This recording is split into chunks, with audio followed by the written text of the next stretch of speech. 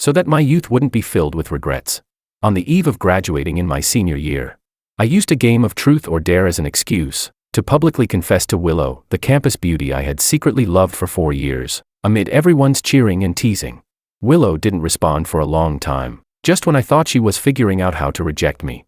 She chose truth, and she even said that she had once had feelings for me, had even loved me. So, the next day, when Willow made her relationship official on WeChat Moments, I immediately got ready to like and comment, but when I looked closely, wait, why is the photo of her and Makoto, that top student from high school?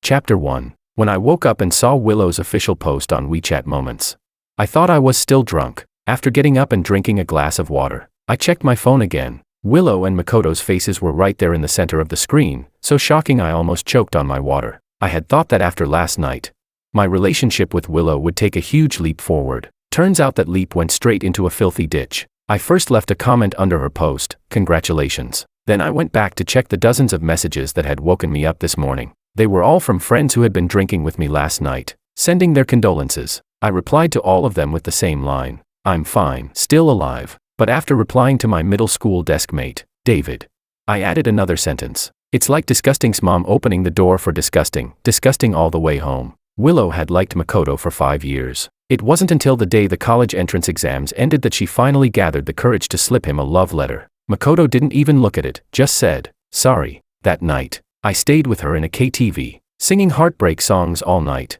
which is why, during the 4 years of college group gatherings later on, whenever there was a song-guessing game, I was basically unbeatable. On Valentine's Day the 2nd year, she gave me a blue scarf she had knitted herself, but only after wearing it did I realize it had been made for Makoto. She had wanted to confess to him, but he didn't accept it. She didn't want it to go to waste, so she gave it to me. Listening to her choking back tears as she poured her heart out, I thought her feelings for Makoto would fade away, just like the tears she had cried dry. But in the 3rd year, she confessed again. After being rejected by Makoto, she sat alone in the park all night. The next day, she caught a cold and ended up hospitalized. When she called me, she didn't mention the confession at all, just said she wanted to have a bowl of the rice porridge from our high school gate with me. In the 4th year, Willow started learning baking. She made all kinds of pastries for me and asked how they tasted. Later, on Makoto's birthday, she gave him a cake she had carefully made herself. All she got in return was a simple "thank you." In the 5th year, I confessed. She said she had loved me too, not liked, loved. And then the very next day, she went public with someone else. Isn't that ridiculous? During those 5 years when she rushed headlong toward Makoto without hesitation, she kept failing, over and over again. Yet before reaching her happy ending, she somehow found the time to love me for a moment. After replying to all my friends, I finally noticed she had sent me a message, maybe because I didn't respond to her under the WeChat post.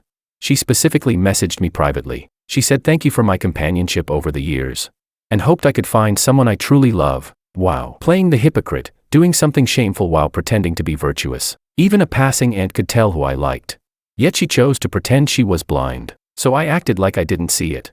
Turned off my phone, and buried myself in a game. Chapter 2. I still remember that night at the KTV. Before we left, she sang one last song, saying she wanted to sing it for me. It was that classic, "At Least I Still Have You." At the moment she stood on her tiptoes and put the scarf around my neck, my heart skipped a beat. Her eyes sparkled as she said, "George, blue really suits you." The freshly made rice porridge she brought to the hospital had already gone cold by the time it reached me. She pouted, complaining about her weak health, while half-jokingly saying that other people's boyfriends would feed their girlfriends, to ease the guilt of eating so many desserts every day.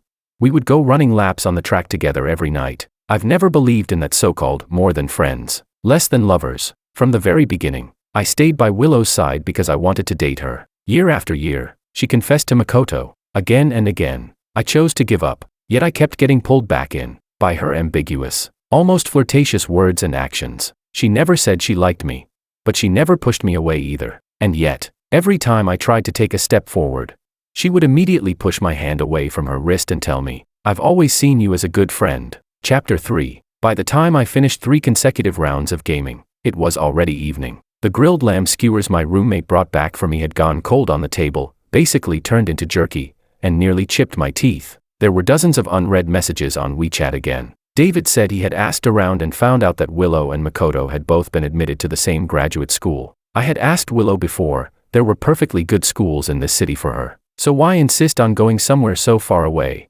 She said she was tired of staying here after 4 years of college and wanted a change of environment. I don't know why she had to hide it from me. Even if, when she was choosing schools, she had just told me it was because she wanted to be with Makoto. I wouldn't have shamelessly tried to stick close to her, and I definitely wouldn't have, out of fear of a long-distance relationship in the coming years, impulsively confessed to her and ended up in this awkward situation. What kind of brain-dead nonsense is this? I took a bite of the dried lamb, swallowed it with hot water, and finally felt like I came back to life as I vented to David on the phone. A backup is a backup. Was there really any need to hide it from me? It's not like I didn't know she liked Makoto. If she wants to cross mountains and seas for love, what am I supposed to do? Summon a tornado and drag her back? And what's with saying she loved me? Was she just afraid that one day if Makoto dumps her, she won't have anyone left to comfort her? Hearing me go off, David casually dropped another bombshell. They're going on a graduation trip together today. They should have boarded their flight by now. I looked at the screenshots of their WeChat moments he sent, as well as the 2 plane tickets Makoto posted. The destination was exactly the place Willow and I had agreed on 6 months ago for our graduation trip. I had spent months planning that trip, to the point where I even remembered which bus to take from the hotel to every single attraction. And yet, all of it had ended up as a wedding dress tailored for someone else. I took another hard bite of the lamb and said, if she dares to use my itinerary, I swear I'll tear her apart. Chapter 4. The next day, Willow sent me several photos. There were pictures of the sea, the sunset, hot pot and barbecue, bonfire dances, and also photos of her and Makoto. The sea, right next to that hotel I had researched countless times. The best sunset viewing spot was the seaside food stall I had carefully chosen, the porridge-based hot pot and the 2 a.m. beach barbecue, the bright bonfire and the cheerful dancing hand in hand. She had even followed my itinerary exactly. Not a single change, not even the slightest tweak. After looking through them one by one, I replied with a smile emoji, turned on Do Not Disturb, and went back to gaming with my roommates. Everyone was buried in their graduation theses, looking like a mess.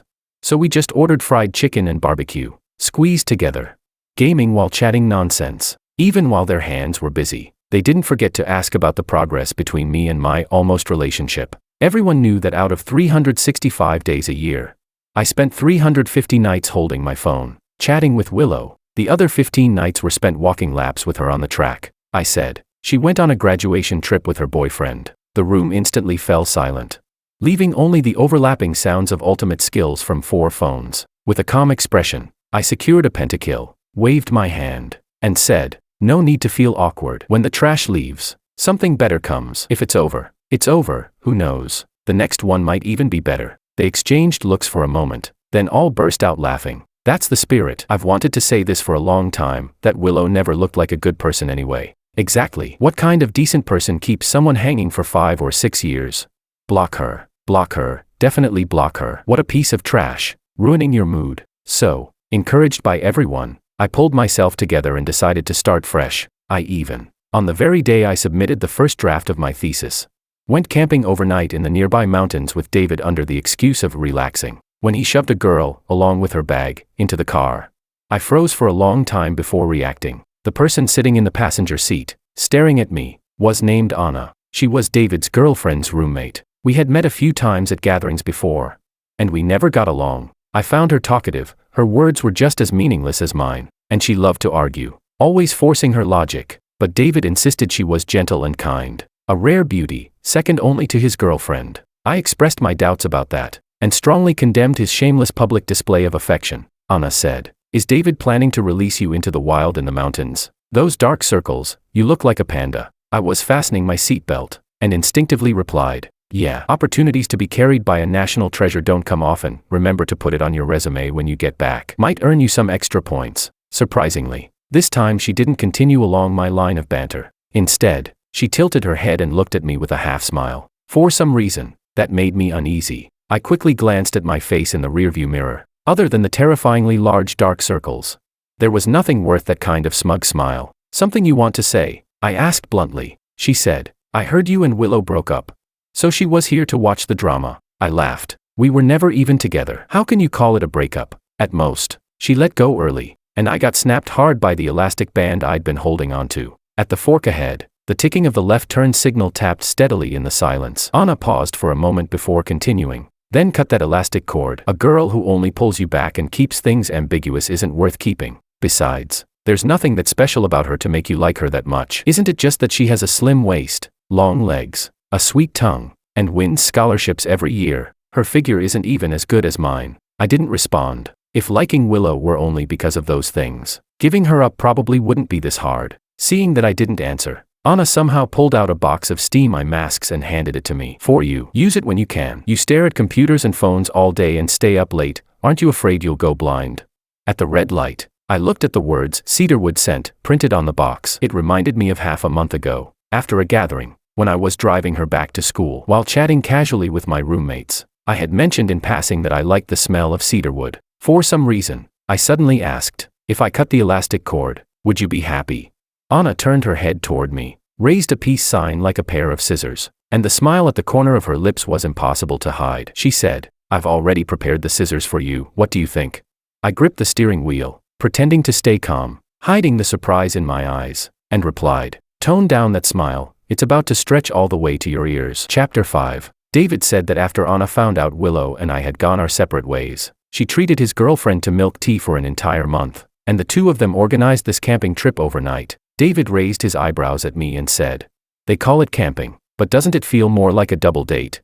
I raised my hand to stop him and said helplessly, I thought you brought me out here to heal from heartbreak. He immediately put on the air of a relationship guru and lectured, bro, the best way to forget someone is to get someone new into your arms as soon as possible. Then he pulled out a handmade sandwich from his backpack and said, Anna knew you skipped breakfast, so she specially brought this for you, a loving breakfast from your new person. I glanced at Anna, who was cutting fruit not far away, and said calmly, I'm not at the point where I need one woman to heal the wounds left by another. Liking Willow was like a habit I had carefully cultivated over 5 years. Eating, drinking, sleeping. Every moment of my day, my mind would automatically reserve a space named Willow, to completely remove someone who occupied my entire life like that. The only person I could rely on was myself, and besides, I said, pushing the sandwich back, accepting someone else's kindness before I've fully let go of Willow, it doesn't sit right with my conscience. David stared at me thoughtfully for a moment, nodded as if he understood something profound. Then the very next second, he shoved the sandwich straight into my mouth and said with a grin, I just don't believe it. If I step on that pile of dog shit called Willow, could it really stink for 10,000 years? He clearly wasn't giving up. During the 3-day, 2-night camping trip, by rough count, David tried to matchmake me and Anna no fewer than 20 times. On the way back, he didn't even give a heads up, just woke up early out of nowhere and left with his girlfriend in a taxi, leaving me and Anna waking up, confused and staring at each other, like two helpless kids abandoned on a deserted island by their parents. Over those 2 days, Anna had clearly figured out that I wasn't interested in her. On the drive back to school, she didn't say a single word. It wasn't until I helped her carry her luggage out of the car that she pointed behind me and asked coldly, do you owe her money? She took the suitcase from me and added, why does she look like she wants to kill you? I turned around and saw Willow, her eyes red, standing at the school gate, staring fixedly at me and Anna. Trying to ease the awkwardness, I said, I owe her $1 million. Want to help me pay it back? Anna looked me up and down, rolled her eyes, and said, you're not my boyfriend. Why would I pay for you? I shrugged. Then just wait to collect my corpse. Pretending not to catch the underlying meaning in her words, I took my travel bag and turned to leave. She crossed her arms and snorted. Non-family members can't even claim the body. Can't help you there. I didn't even dare to look back, just wanted to slip away as fast as possible. But Willow called out to stop me. George, where have you been? Your roommate said you went out. You haven't been back to the dorm for 2 days, and you didn't reply to my messages. She took a few steps closer, her gaze lingering on the travel bag in my hand before shifting to Anna behind me. She asked, and who is she? Her tone sounded like she was questioning a boyfriend who hadn't come home all night. It irritated me. A friend I went camping with. No signal in the mountains, I said. I tried to leave, but Willow grabbed my bag and asked sharply, a friend?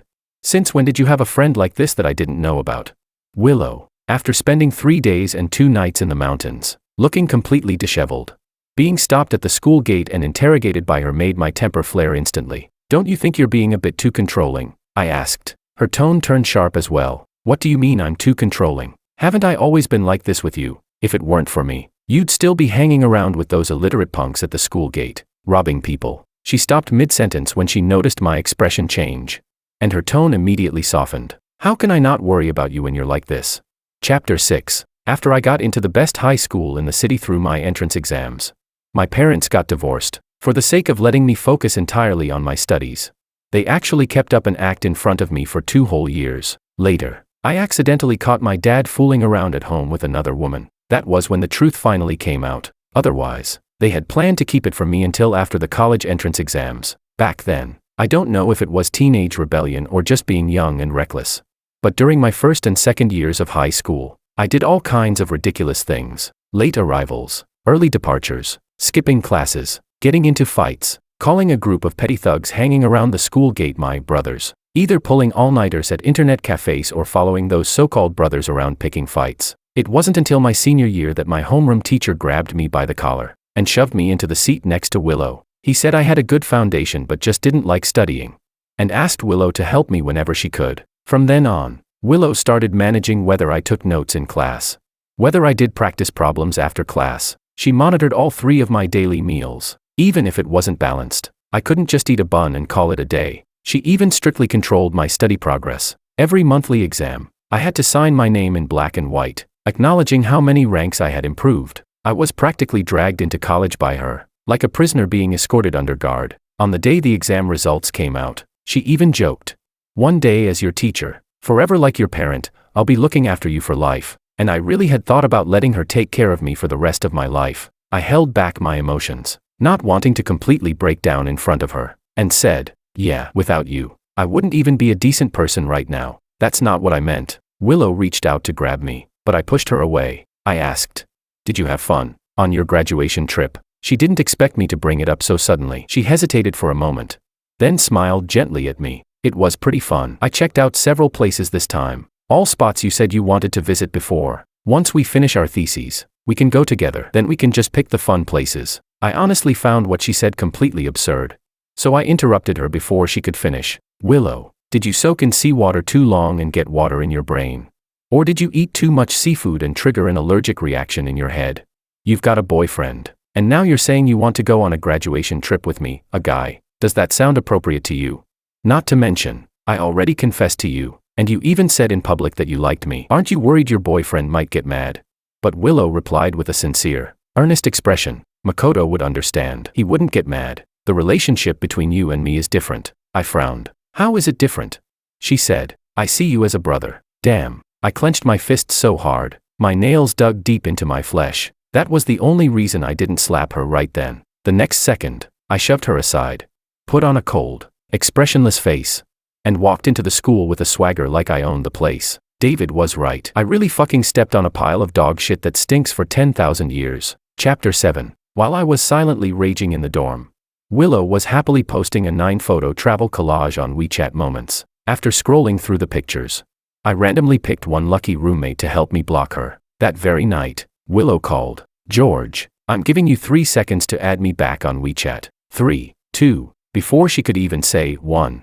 I hung up and blocked her number as well. Counting down from 3 had always been Willow's go-to way of threatening me. For example, 3 seconds to put your phone away and take out your test paper. 3 seconds to clear the junk in your head and focus on what I'm explaining. 3 seconds to block her on WeChat and cut ties completely. Back then, I used to foolishly put a hazy, romantic filter over everything she said, thinking that whether she was angry or giving me attitude, it was all because she cared about me. Now, looking back, I really wish I could install a faucet in my brain and drain all that water out. After being blocked, Willow didn't care much at first. She thought I would soon give in and take the initiative to make peace. After all, in the 5 years we'd known each other, even when we argued, I was always the one to reach out first. I had never truly been angry at her, even when she kept chasing after Makoto again and again. If, from the very beginning, she had only ever seen me as a friend, but when I still didn't contact her, Willow started sending me breakfast and homemade pastries. While I was revising my thesis based on my advisor's comments,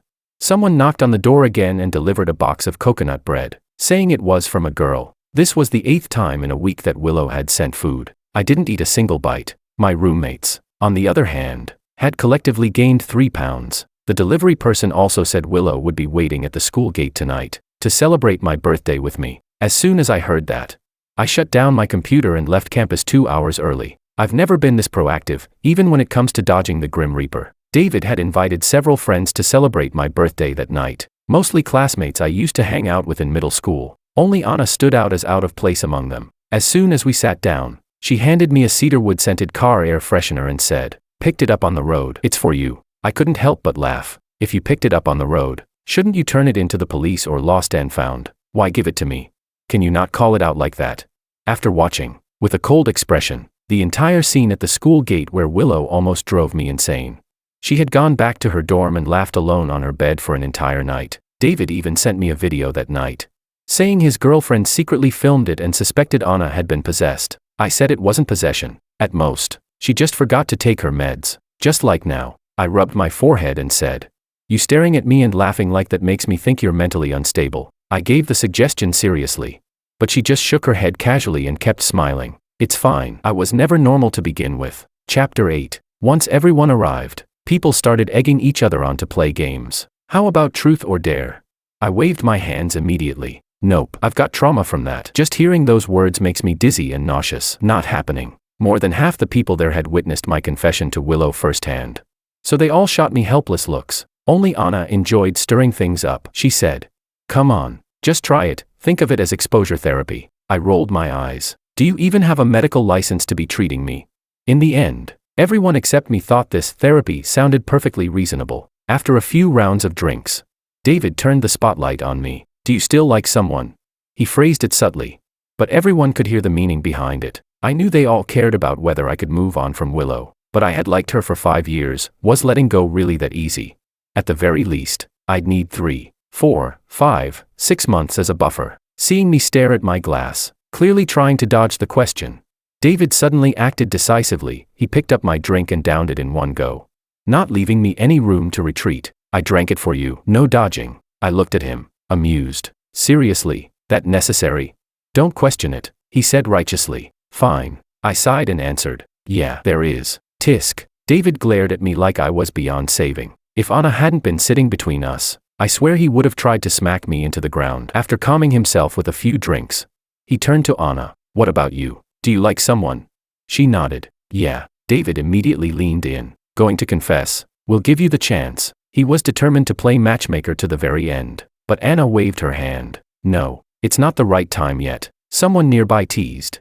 "Anna's showing off again, with a face like a celebrity's. What right time are you waiting for? Afraid he won't like you, unless he's blind." Anna pushed a plate of peanuts toward me and said, "I'm not worried about him not liking me. I'm just waiting for the moment he decides to set aside his conscience and use me for once. To deal with that messy, never-ending idiot of a first love." Everyone burst into cheers and applause. Only I turned my head to look at David. After quietly snatching a couple of peanuts, he had already retreated into a corner. No idea what kind of spell Anna had put on him. He'd sold me out completely. By the end of the night, I hadn't drunk a single glass. Yet I somehow completed my exposure therapy for truth or dare. Anna, on the other hand, was so sober she could have recited an entire classical essay on the spot. But David still insisted that I drive her back to school. When we reached an intersection near campus, Anna said she wanted to get out and walk for a bit, get some fresh air. So I parked by the roadside and followed half a step behind her. She turned around, looking confused. "Are you trying to charge me for the ride?" I smiled. "Just walking it off a bit. I'll walk you to your dorm." Honestly, I still wasn't used to the shift in our relationship, so I asked, "Weren't we always annoyed with each other before? How did you suddenly start liking me?" She said, "It's not sudden. I've liked you for a long time. You just didn't know." I looked completely baffled. "You call the way you used to insult me 3 times in one sentence liking me?" Anna replied confidently. "I just couldn't stand watching you act like an idiot, circling around Willow. And besides, I've liked you longer than you've liked her." She continued. "In my second year of high school, I was cornered in an alley by a group of thugs." She suddenly started reminiscing, catching me completely off guard. I quickly tried to lighten the mood. "Wait, seriously, that cliché, were you the girl I rescued back then?" "No." Anna turned to me with a smile, enunciating each word clearly. "You were the thug who robbed me." Chapter 9. By my second year of high school, I had already been running with that group of thugs for over a year, and I had built up a bit of a reputation. So things like cornering people and collecting protection fees were part of the routine I had to go through a few times. But my conscience couldn't handle it. So every time after taking the money, I would secretly pay it back out of my own pocket. At some point, by coincidence, I ran into Anna. I said, I was young and stupid back then." I scratched my head awkwardly, a little embarrassed to bring up those old memories. She said, It's fine. I only remember how you later came back with 200 yuan, pretending to just pass by, shoved the money into my hands, and even told me not to take that road again. She tilted her head and laughed softly. It was kind of funny. Under the dim streetlight, her figure was bathed in a soft glow. That memory I had always wanted to quietly bury was lifted out like shimmering dust, but I really liked it, she said. I looked into her smiling eyes. And for that brief moment, I suddenly felt the urge to push aside my conscience, clear out some space in my heart, and let someone else in. But before that impulse could fully take shape, it vanished the moment I caught sight of Willow, standing at the school gate, holding a small cake. In the past, Willow and I had always spent our birthdays together. Other invitations could be moved forward or postponed. But her wishes, I always wanted to receive them on the most important day. Willow must have been standing there, quietly watching us for quite some time, her hand, half raised to greet me, frozen midair, the moment our eyes met. She lowered it and walked toward me with the cake. Did you go out with her tonight? She asked. Her gaze dimmed. But there was a clear trace of resentment beneath it. You stood me up, and went to celebrate your birthday with her. The words, "That's not it," reached my lips, but suddenly, I felt there was no point. Back then, I had willingly let her control my life, telling her everything, big or small. Afraid she might misunderstand. Afraid she might overthink. But now, even saying one more word to her felt like a waste of time. Seeing my hesitation, my silence, Willow seemed to come to her own conclusion. She lowered her head, looking at the cake in her hands, and said, "You once said the chestnut cake I made was delicious. I spent the whole day making this for you. Your roommate said you went out, so I waited at the gate for 3 hours. I told you before, even if I'm with Makoto now, you're still my best friend. We can be just like before. So why do you have to draw such a clear line between us?" George. When she said my name, her voice trembled. When did things between us become like this? In the end, she still didn't understand. The moment she said she had loved me, we could never go back to being just friends, I replied. Willow, can you not be so selfish? You say I'm your best friend. Did you ever ask me? Did you ask Makoto? Let me make this clear today. Yes, I like you. From high school until now, I've liked you for 5 years. Even if you only saw me as a friend, I could accept that, fine. But you just had to say you loved me. Do you know what that meant to me? Do you know how happy I was when, after 5 years of drifting and struggling, my feelings finally seemed to be returned? But right after I confessed to her, after hearing that she had once felt something for me, she turned around the next day and went straight to Makoto's school overnight, and I, alone, numbed by alcohol, sat there grinning like an idiot all night. Even if you wanted to joke with my feelings, it shouldn't have been like this. After all, I had liked her seriously, so seriously, for 5 whole years. With a blank expression, I said, "Take the cake back. I have principles. I don't get involved with someone who already has a boyfriend. And don't talk about best friend either. Acting innocent after doing something like this just makes me sick. It's getting late. I won't see you off." I turned to leave, only to find my steps unsteady. I could barely stand. Anna reached out and supported my arm. She stepped between me and Willow, and said softly, "Happy birthday. Don't look back anymore." Chapter 10. On the way back to the dorm, I ran lap after lap on the track alone, before my tears could even fall. The cold wind rushing toward me scattered them away. There was still half an hour before midnight, so I stopped by a convenience store and bought a dozen beers, 4 servings of Odin, and a few skewers. The cashier asked if I needed ice, and that's when I realized my eyes were swollen beyond recognition. So I found a quiet corner and put something cold on them for a while. By the time I got back to the dorm, there were only 2 minutes left. Staring at the lighter flame, I silently made a wish. If you want to love someone, love yourself first. From now on, never degrade yourself because of Willow again. She's not worth it. After downing 2 bottles of beer, I started cursing Willow out in the dorm, passionately, emotionally, with full intensity. I practically poured out every insult I'd ever learned in my life. But drunken mistakes happen. When I picked up a call from an unknown number and heard Willow's voice on the other end, I ignored my roommates trying to stop me and threw my phone straight into the toilet. On the first day of being 24, I found myself crouching in the bathroom, fishing out the graduation gift I had just spent a fortune on last month.